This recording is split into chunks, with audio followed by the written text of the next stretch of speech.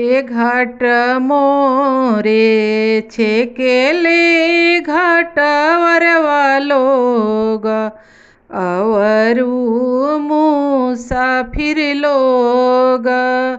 ए गोद मोरे छेकेले कवन पूत कैसे जइबो छठी घाटे।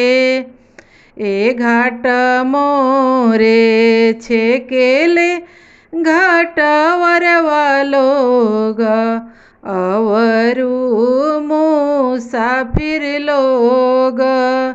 ए गोद मोरे छेकेले शिवम पूत कैसे जइबो छठी घाटे।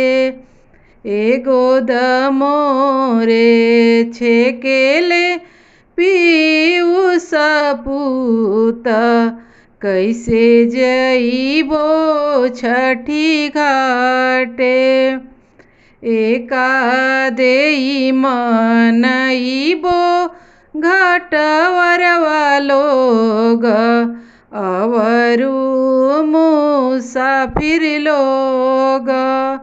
एका देई मनइबो शिवम पूत ऐसे जइबो छठी घाटे।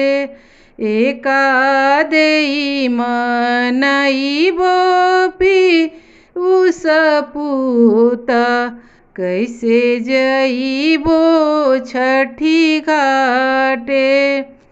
ए फल देई मनइबो घाटवरवा लोग अवरु मुसाफिर लोग।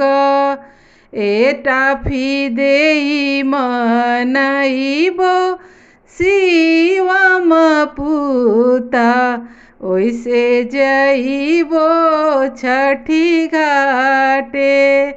ए टाफी देई मनइबो पीयूष पूत ओइसे जइबो छठी घाटे।